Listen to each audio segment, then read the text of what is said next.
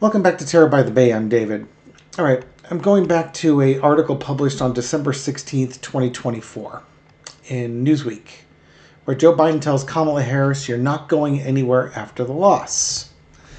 Quote, this is Joe Biden speaking, "I knew what I was doing when I asked her to be my vice president. She always served the country with purpose and integrity, and she always will. And you're not going anywhere, kid, because we're not going to let you go." Now, when he had said that, one way to interpret that was that, she's discouraged and, he's pumping her up. Another way to interpret that is, talking between the lines like, we got something going on here. Well, if there's something going on, it did not manifest itself before the election. And certainly this channel devoted a lot of readings to it. And in those readings, I talked about how much I hate minutia, because you're looking for a message that's subtle, and I don't like subtleties. I like obvious things because, well, I'm a dude, and that's kind of how we are. Hit me over the head with a 2x4, and maybe I'll get the message. Now, again, does that mean nothing's happening in the background? It could be. But if there is, the Biden administration's been really lousy at messaging about that, which I think at this point, or even all the way up to inauguration, that's what we're waiting for, which is some indication that, that slogan, "When we fight, we win." Are you fighting? Apparently, the way things look, no, they're not. And I'm wondering if on December 16th, when probably the 15th of the evening is when it was recorded, and then it was published on the 16th of December, I'm wondering if that's when Joe Biden basically told Kamala Harris that, or earlier, that we're not going to go with the direct approach that you would go with. We're going to do it my way. It's going to be behind the scenes and, cloak and dagger and stuff like that. Kamala Harris strikes me as the type of person, and again, this is probably from Susan Lynn's readings, she's a very direct person. I could see her looking at it's like, yeah, do we have the data? We do. Sure is evidence of election fraud. Let's just put it out there. Investigate it and see, roll the dice and see where things land. And, if that's how things are going to be, that's how things are going to be. And you can imagine somebody who's got a personality like that, how they might react when the person who's in charge says, yeah, I'm not going to chance it with something like that. I think we need to go behind the scenes and do some other stuff. And, we may not be done by the time the inauguration's done. Could you see somebody just not wanting to be a part of that process anymore? If this is the best you could do, maybe this party isn't for me. I could see Kamala Harris acting that way. And then him trying to pep talk her up. But it's kind of like, yeah, you know what? I got a message for you, pal, and it's between these two fingers. Why don't you show some balls? Again, a message I had thrown out there yesterday, because I see a lot of folks are disappointed that this election was lost, stolen. And, the way the algorithm worked, the more we voted, the more the votes were stolen. Talk about insidious. From a supervillain point of view, it's pretty cool, but not when you're living it in real life type of thing. Do not get discouraged. There's very few things we can do to affect change. Voting is one of them. Now, just because Biden and his administration won't announce that anything is happening doesn't mean things aren't happening. And all we can do is vote during the next election. And think back to Georgia 2020 when Trump lost the state, and he was saying how it was rigged, and then all the Republicans were discouraged because they basically felt like their votes didn't count for anything, and that allowed for two Democrats to be elected as senators in Georgia, thus giving the Democrats the House or giving them the Senate, and that was a huge blow to that was something that helped Biden out. It was a blow to the Republicans and Trump, and it helped Biden out. So, yeah, we can be angry and grumpy and say, oh, I don't want to vote again and screw the Democrats. But you know what? Right now, we don't have any other choices. Because if you're not voting for the Democrats, who are you voting for? They're the only opposition party with enough backing to do something about it. And then once they can, then we can start talking about where we want that party to go or how it's going to break apart. But I want to look at the energy of Kamala Harris currently. You know, got to be quite a blow to lose that election to that blathering idiot, and likely having seen data showing that votes were being switched, and then the government's not going to do anything directly about it. That's got to be discouraging for somebody who built her career being a prosecutor.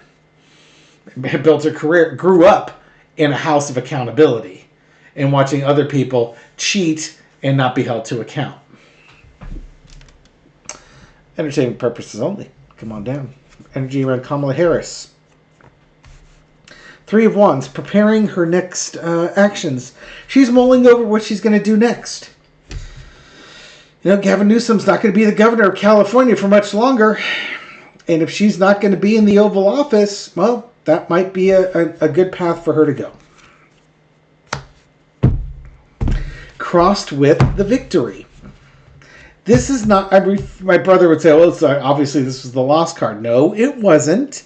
This was the victory. She's won in all the things that she's run on. She won in that election. But there's a big burden on her right now. It's probably, it should be an emotional burden per se. It's an energy burden. I think she's just burned out. She's tired. And, you know, this woman does have a lot of drive. But right now, you know, she should be, by all rights, in the White House celebrating her victory. And maybe this is saying don't lose hope yet. You know, waiting for that White House victory to come in here. But it's a hard, whatever she's going through right now, it's a difficult time for her. Even though she's trying to keep her eyes locked forward. And that's why I was saying, this is, you know, emotionally exhausted. I was going to expect to see the 10 of Cups. The 10 of Cups. I think there's a combination of, you know, she won this election, and she won it quite handily, and she had her message for the United States about, you know, there was going to be joy, was going to be brought back in. She had the enlightened message. She had the popularity. She had the momentum. The loss makes no sense. I do think she's emotionally exhausted. Between these two cards, she's at, you know, emotional endings and like energetic endings here. Current situation, 4 of Coins. She's going within. She's retreating. I would not expect to see a lot of her publicly for a while. I think she's going to go in and retreat and heal. Whether it's a vacation from a grueling job for the last 4 years versus the campaign versus the emotional loss of what happened, I think she's going to take some Kamala time. Overarching energy is the 2 of Cups, the agreements and contracts. She's not done. There are agreements that she's made. If she's given her word for things, she will continue. She will honor her word. But right now, she's kind of hunkering down in this. And folks might be trying to encourage her to not, you know, they'll give her some space, but they're not going to give her much space for long. Lesson to be learned, Queen of Cups.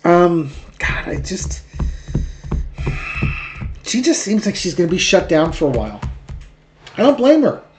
She's just emotionally shutting down, you know, health-wise shutting down. She needs a vacation. That woman needs a vacation.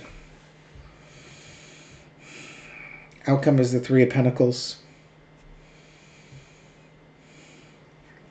Maybe as she contemplates her post-election life, eventually she'll start making quiet inquiries on things. But I think for the short term, she's just going to lay low. I do have a pair of threes in here. That's just mildly interesting to me with this. But I also have some tens in there as well. So yeah, I mean, welcome to the human race. Welcome to disappointment.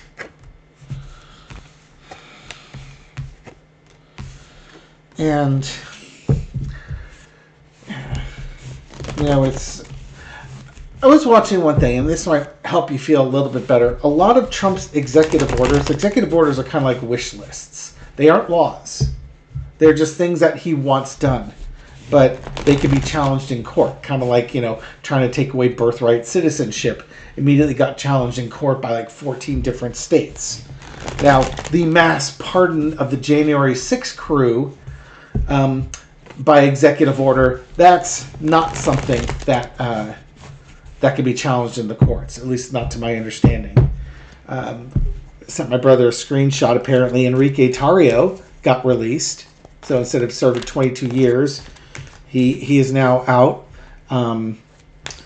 Dipshit, who's the head of the Oath Keepers, Stuart Rhodes, he's out. Or at least the article showed him walking around. I'm assuming he's out. He may not be out yet. I'd have to look that up. But you got to assume Stuart Rhodes is going to get pardoned. As if Tarrio's out, Stuart Rhodes is going to be out. But again, just because Donald Trump puts an executive order out there doesn't mean it's something that's going to happen. It's something that can be challenged and bogged down in the courts, and it probably won't ever actually see the light of day because we all know how slow the courts work, right? Okay, so just want to throw that out there for you.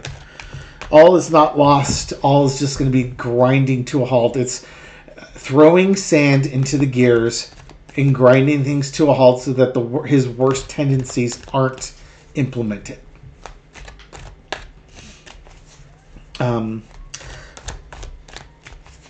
What's next for Kamala Harris? After she's had her break and starts making her inquiries, what's next for her? Oh, the devil. Well, let's see. Battling corruption, something along those lines. And the Five of Coins, people being tossed out, ignored, and taking a stand on...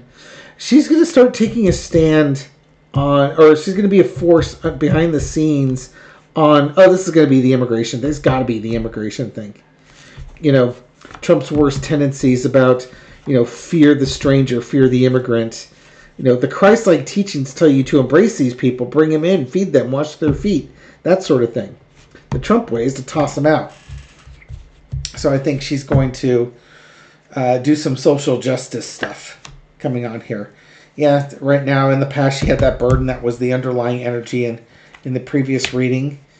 As she comes out, she's got an idea of what her plan is going forward here. It's going to involve the government, working with the government or being involved in the government. She's dealt with the heartache and the heartbreak of that loss of what was taken from her.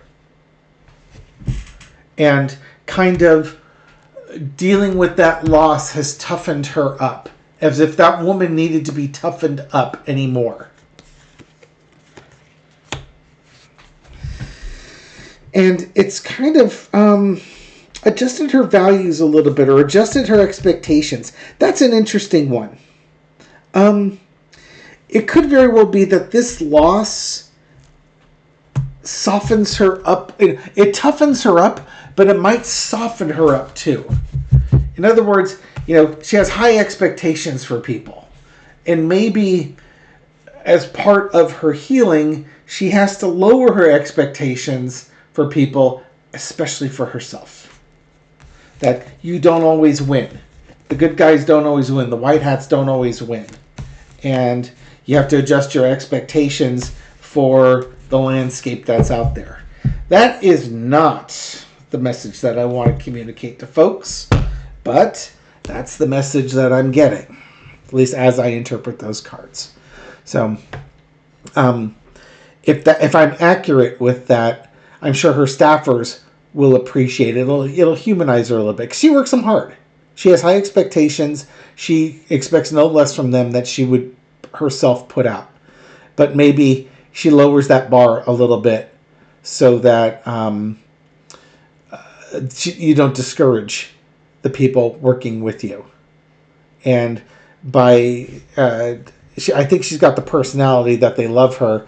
If you can ease off them a little bit and allow them to make mistakes or allow them to do things on their own initiative, she might be a bit controlling in that regard. Just saying. Then she might even be more powerful coming out of it. We'll leave it there. Thank you very much for watching this video and supporting my channel. I do appreciate it. This reading is for entertainment purposes only, but I hope you found it insightful, and I'll catch you on the next video. Take care.